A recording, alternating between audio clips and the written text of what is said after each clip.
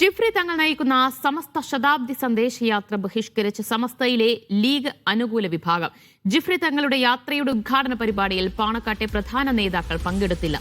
ഉദ്ഘാടകനാകേണ്ടിയിരുന്ന മുസ്ലിം league ദേശീയ അധ്യക്ഷൻ ഖാദർ മൊയ്തീനും എത്തിയില്ല.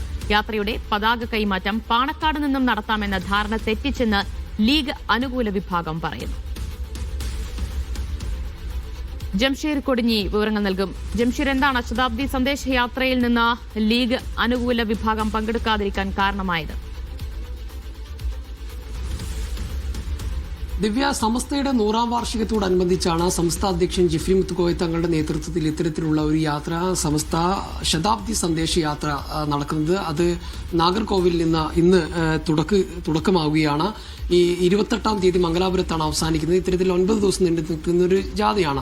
ഈ ജാഥയുടെ ഉദ്ഘാടകനും അതോടൊപ്പം തന്നെ ഈ ഉപനായകന്മാരും പ്രധാന അംഗങ്ങളൊക്കെ ആയിട്ടുള്ളവരായിരുന്നു മുസ്ലിം ലീഗ് പാണക്കാട്ടെ തങ്ങന്മാർ ഉൾപ്പെടെയുള്ളവരെ പങ്കെടുപ്പിച്ചുകൊണ്ടായിരുന്നു ഈ ജാഥ ആസൂത്രണം ചെയ്തിരുന്നത്. എന്നാൽ ഈ ജാഥയുടെ പ്രധാനപ്പെട്ട പതാക കൈമാറ്റം അത് ഇന്നലെയാണ് നടന്നത്.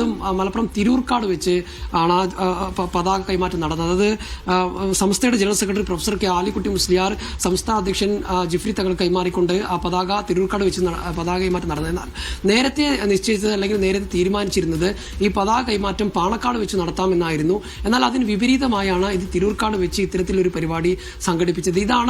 ഇത് പ്രധാനപ്പെട്ട ഒരു കാരണം, ഈ സംസ്ഥയിലെ ലീഗ് അനുകൂല വിഭാഗത്തെ ചൊടിപ്പിക്കുന്നതിൽ ഒരു പ്രധാനപ്പെട്ട ഒരു കാരണം ഇത് തന്നെയാണെന്നാണ് നമുക്ക് മനസ്സിലാവുന്നത്.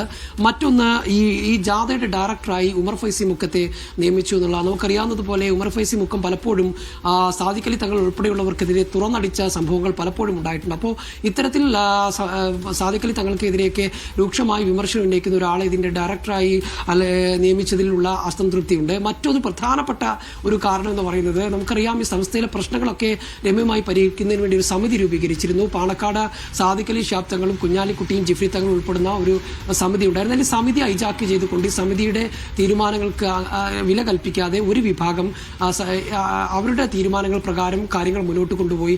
അതിന്റെ പശ്ചാത്തലത്തിലാണ് ഇത്തരത്തിലുള്ള തീരുമാനങ്ങൾ ഉണ്ടാവുകയും ഈ പതാക കൈമാറ്റം ഉൾപ്പെടെ തിരൂർക്കാട്ട് വെച്ച് നടക്കുകയും ചെയ്യുന്ന ഒരു സാഹചര്യം ഉണ്ടായത്.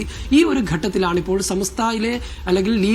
സംസ്ഥയിലെ ലീഗ് അനുകൂല വിഭാഗവും പാണക്കാട്ടെ പ്രധാനപ്പെട്ട തങ്ങന്മാരുൾപ്പെടെയുള്ളവരും ഈ പരിപാടിയിൽ നിന്ന് വിട്ടുനിൽക്കുന്ന ഒരു സാഹചര്യം ഉണ്ടായിരിക്കുന്നത്. ശതാബ്ദി സന്ദേശ യാത്രയാണ് ലീഗ് അനുകൂലികൾ ബഹിഷ്കരിച്ചത്. ജംഷീർ കുടുങ്ങിയാണ് വിവരങ്ങൾ നൽകി.